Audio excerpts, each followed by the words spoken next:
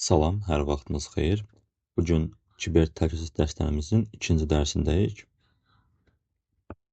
Bugünkü dərsimizdə Security Operation Structure mövzusunu ələ alacaq və onun tərkibində Security Operation Center, Structure and Functions, CERT, SOC və CERT. Bunlar nədir? Bunların fərqləri nələrdir? Daha sonra isə GRC dediyimiz Governance, Risk Management və Compliance. Bunların təməllərini öyrənəcəyik.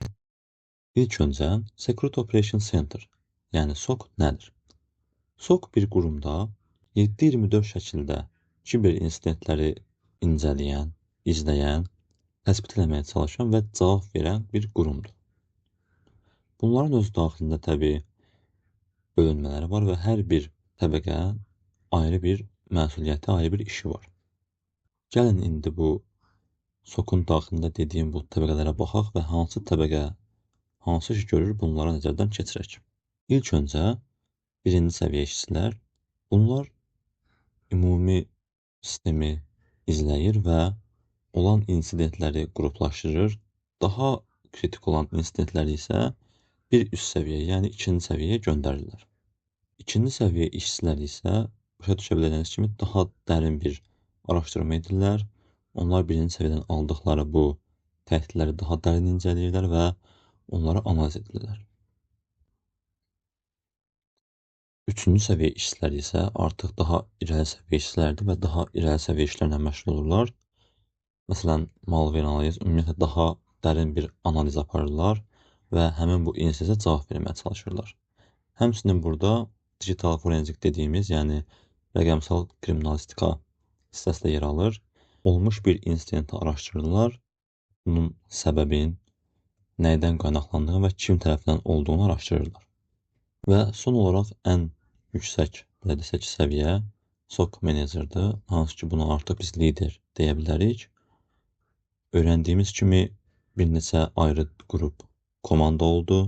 SOC menecerlər də bu komandalarla birlikdə işləyir, onları koordinasiya edir, belə desək, onları idarə edir. Həmçinin bəzi razılaşmalar var ki, bunlarla olan uyumu təmin edir. Burada SLA dediyimiz müştərilərə və ya ümumən daxili xidmətlərin keyfiyyət standartlarının müəyyən edən razılaşmalardır. Məsələn, bunlar nədir? Xidmətin davamlılığı, sürəti, güvənliyi kimi kriteriyalardır.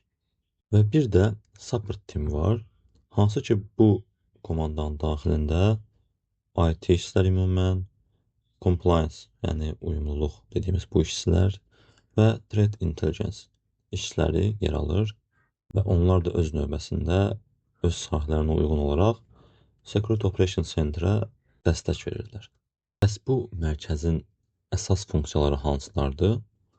İlk olaraq, bayaq da dediyim kimi 7/24 şəkildə network'ü, endpointləri və cloud environment'ın, yəni cloud mühitin monitor etməlidirlər, izləməlidirlər və hər hansı bir insidentə qarşı oyaq olmalıdırlar. Və həmçinin bu izləmələr zamanı, analizlər zamanı həmin insidentləri təsbit etməlidirlər. Hansı ki, məsələn, CM, EDR, IDS, IPS kimi toollar vasitəsilə bunu edə bilərlər. Bundan sonraki gələcək dərslərimizdə bu toollar haqqında ətraflı danışacağıq. Daha sonra incident response, bu nə deməkdir? Yəni, hər hansı bir insidentdən sonra həmin o insidenti kontrol altına almaq, onu sistemdən təmizləmək və sistemi ümumi əvvəlki halına recover, yəni əvvəlki halına qaytarmaqdır bu funksiya. Bir digər vacib funksiya log management və analiz. Bu nə deməkdir? Ümumən demək olar ki, bütün proseslər, bütün hadisələr loglanır sistemdə, bu logların qeydləri tutulur.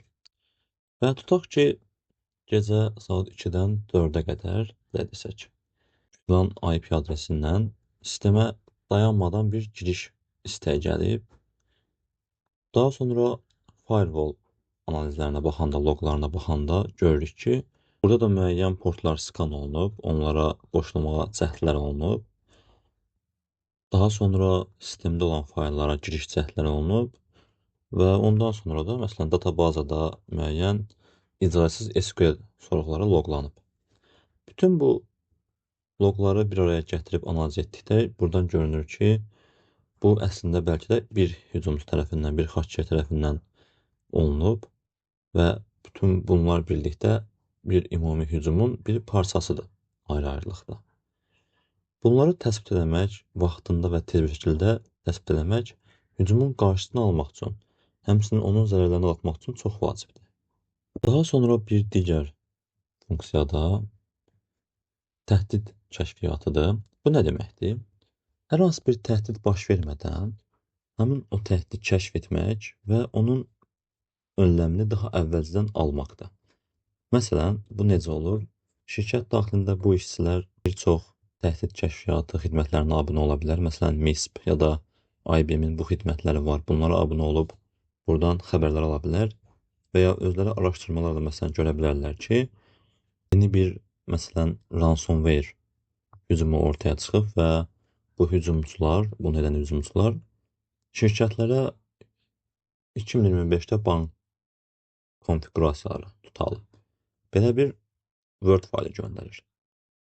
Amma bu Word faylı əslində bir ransomware virüsudur. Tutalım, belə bir senaryo olsun.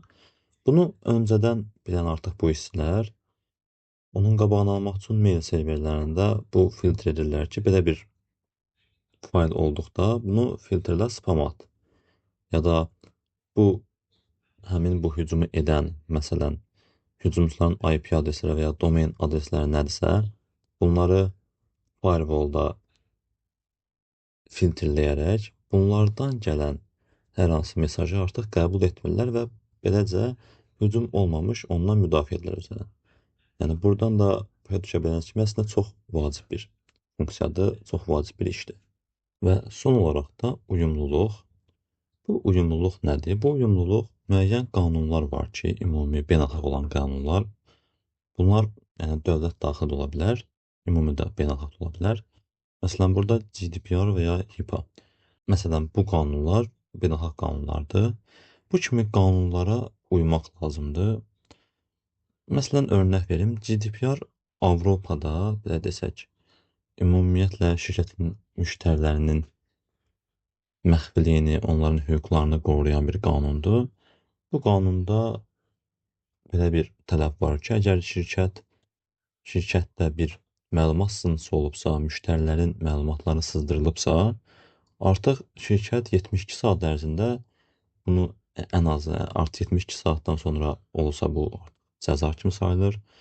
Yəni 72 saat ərzində maksimum müştərilərə xəbər verməlidir bunu ki, və sizin məlumatlarınızda bir sızıntı olub, şəxsi məlumatlarınızı itirmişik bu tipdə. Ya da HIPAA, məsələn, bu qanunvericilik nəyi ələ alır? Bu sağlamlıq haqqında qanunvericilikdir. Daha çox ABŞ-da ABŞ şirkətlərini əhatə edir, amma sizin də bir şirkətiniz varsa, yəni bu qanunvericiliyə uymalısınız.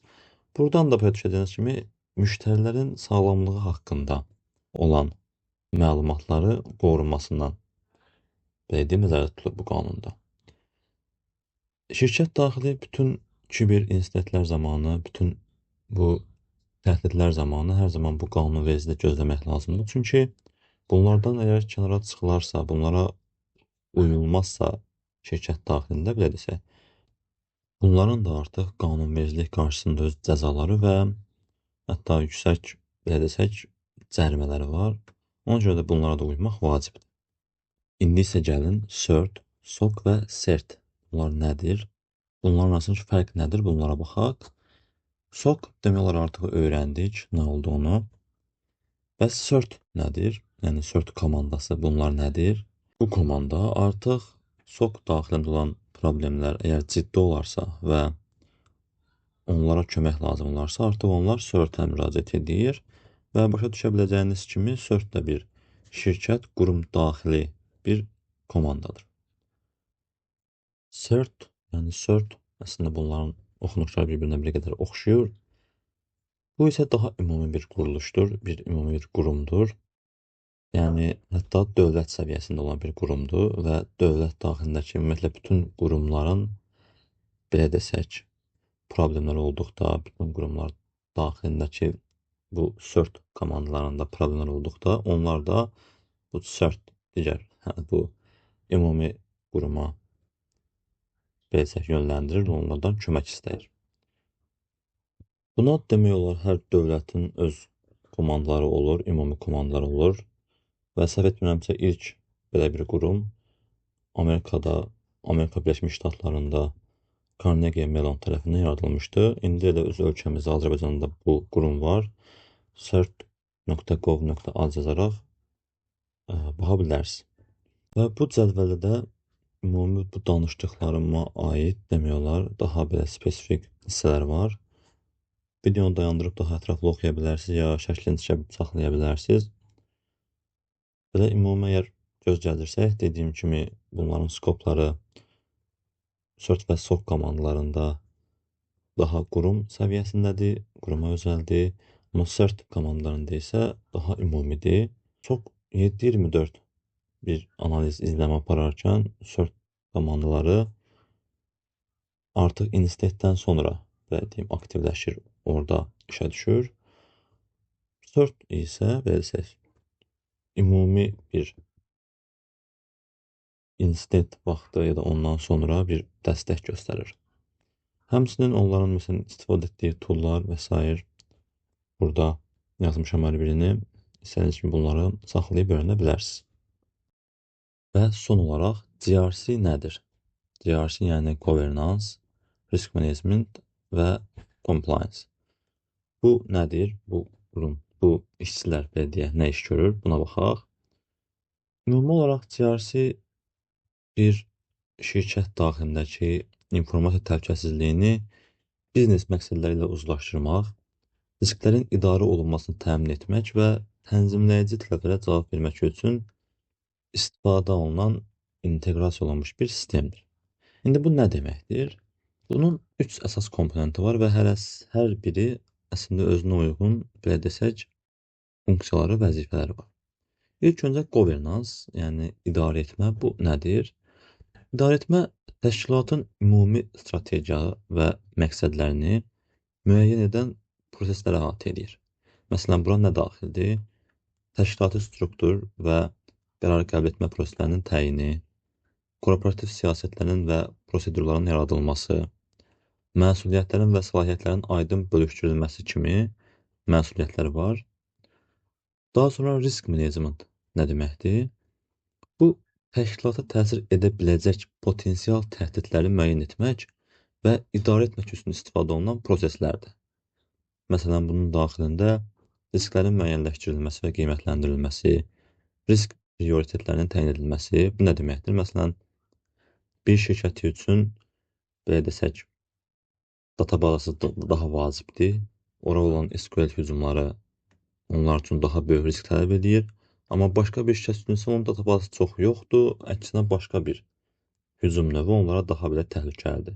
Yəni, bu kimi hücumları, bu riskləri müəyyən etməli və onları prioritetləşdirməlidir, belə desək. Yəni, vaciblik sırasını müəyyən etməlidir. Həmçinin risk azaltma strategiyalarının hazırlanması və tətbiq etməlidir. Və son olaraq compliance, yəni uyğunluq. Bu, təşkilatın müvafiq qanunlara, standartlara və tənzimləmələrə riayət etməsini təmin edir. Bundan onsuz əvvəl də danışdım. Müəyyən qanunvericiliklər var, müəyyən qaydalar var. Bunlara şirkət daxilində belə deyim, şirkətin biznesini bu qanunlar ilə inteqrasiya edir və uyğunlaşdırır. Məsələn, praktik bir örnək belə deyək, göstərim bu GRC-nin tətbiqinə. Tutalım bir bank təsəvvür edək. Bu bankda governance, yəni idarə etmə səviyyəsində nə olur?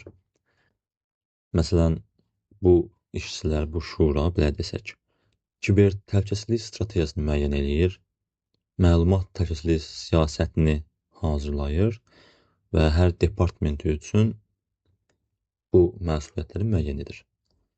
Daha sonra risk management komponentində bu daxilində nə baş verir? Məsələn, bank öz kritik aktivlərini, yəni ingiliscə asset dediyimiz bu məlumatları, müştəri məlumatları ola bilər, ödəniş sistemləri ola bilər, bunları müəyyənləşdirir. Bu məlumatlar üçün potensial riskləri müəyyənləşdirir və onları qiymətləndirir. Bayaq dediyim kimi, yəni, məsələn, hücum növlərini vaciblik səviyyəsinə ayırır. və daha sonra bu riskləri azaltmaq üçün nəzarət mexanizmləri tətbiq edilir. Burada da artıq digər qorunma mexanizmləri işə düşür. Son olaraq compliance, yəni uyğunluq daxilində nə baş verir?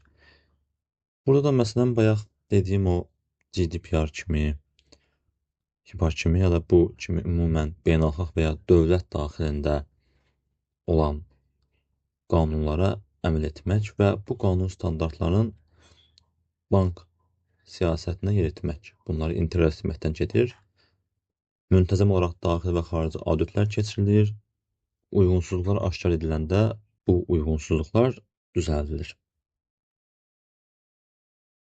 Ümumi olaraq bu formada, işin gedişatı bu formada olur.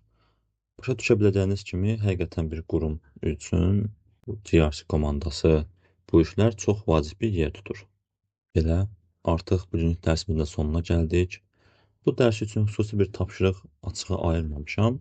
Amma siz istəsəz GDPR ya da HIPAA və s. kimi bu qanun vericiləri öyrənə bilərsiniz, araşdırıb internetdən. Bunların, belə desək, tələblərini və s. öyrənə bilərsiniz.